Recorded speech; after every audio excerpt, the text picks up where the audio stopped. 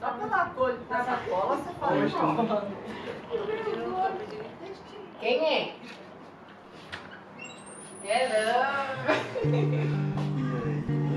Tá, conta pra mim.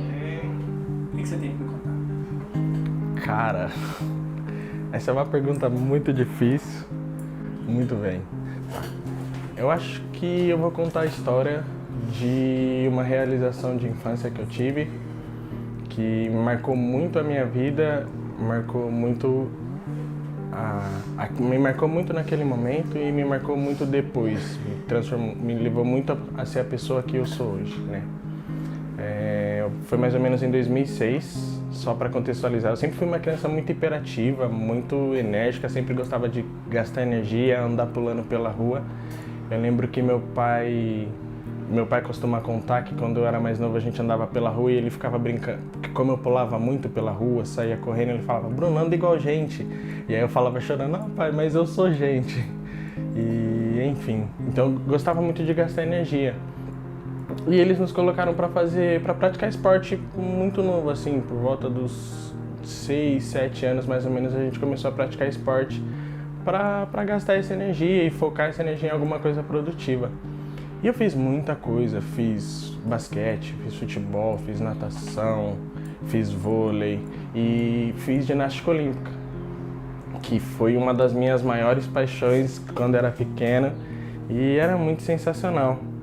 E depois da ginástica olímpica começou a ficar muito sério. Eu estava gostando muito, começou a ficar muito sério e isso começou a me dar um pouco de medo. E aí eu um dia resolvi parar. Parei de fazer ginástica olímpica e fui só estudar. E em 2006 nós fomos para a igreja. Meus pais nos deram uma criação um pouco mais religiosa, nós fomos para a igreja. E a igreja ela tinha um grupo de artes, um grupo de teatro, dança e circo. E eu, por sempre enérgico, parei de fazer as coisas e comecei a me interessar, comecei a ver um pouco essa questão da dança, comecei a ver esse grupo, me interessar um pouco por arte e por isso. E um dia resolvi começar a dançar na igreja.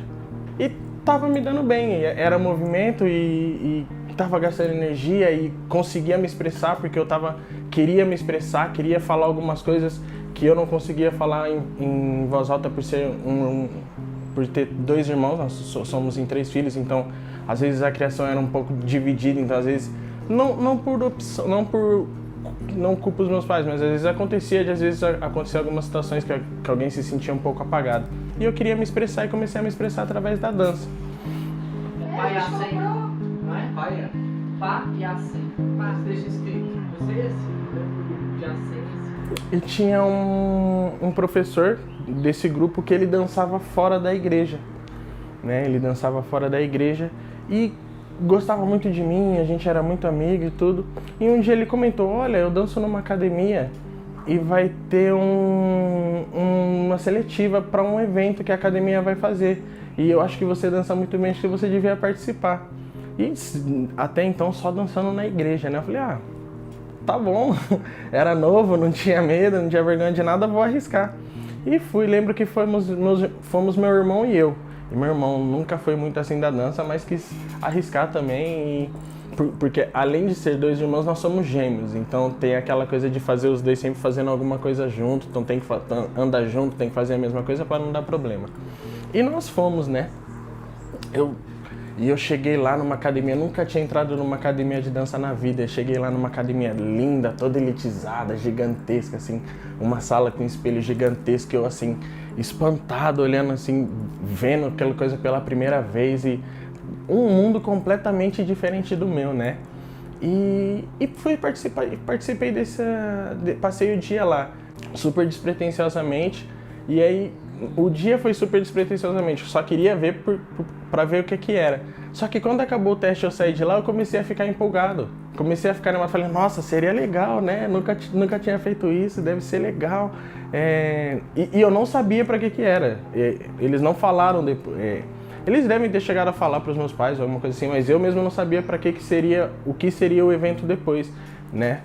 E comecei a ficar empolgado à noite, dormir. Lembro que não dormi à noite porque eles iam, acho que o teste foi na sexta-feira, eles iam passar sábado e domingo analisando, e domingo para segunda-feira, mais ou menos, eles iam dar o parecer, né? E aí a gente tinha que voltar lá na segunda-feira. Aí eu lembro de voltar sozinho na segunda-feira e ver meu nome lá aprovado, né? E fiquei super feliz, super empolgado, até porque eu fui sozinho, depois meus pais estavam trabalhando. Então a partir daí começou um pouco a minha independência, né? Um pouco mais da minha independência dos meus pais, e fui aprovado nesse teste. E depois quando eu fui saber para o que era para fazer parte do corpo de baile do Criança Esperança, de 2006. Então eu fiz parte do corpo de baile do Criança Esperança de 2006, foi uma experiência muito incrível. Nessa época eu morava em Campinas e as apresentações, a gravação e tudo mais era em São Paulo, e eu, uma criança de, acho que 2006 eu devia ter 11 anos mais ou menos, viajando sozinho todo dia para São Paulo com o grupo da academia, né? Mas sem meus pais, sem meus irmãos, sozinho assim, vivendo a vida de ir para São Paulo todo dia e fazer os ensaios. A gente tinha ensaio na academia e depois ia para São Paulo, depois voltava, às vezes tinha mais ensaio na academia, então a gente às vezes ficava o dia inteiro ensaiando. E conhecer pessoas famosas que eu só via na televisão, assim, foi uma coisa muito sensacional. Eu lembro de um dia que a gente estava lá no Ibirapuera, que o show era no Ibirapuera, e teve uma artista que se disfarçou, né? Ela colocou boné e óculos e foi falar com a gente, porque os artistas não podiam falar com a gente. E ela chegou na arquibancada para falar com a gente, conversou e passou ali um tempinho com a gente conversando.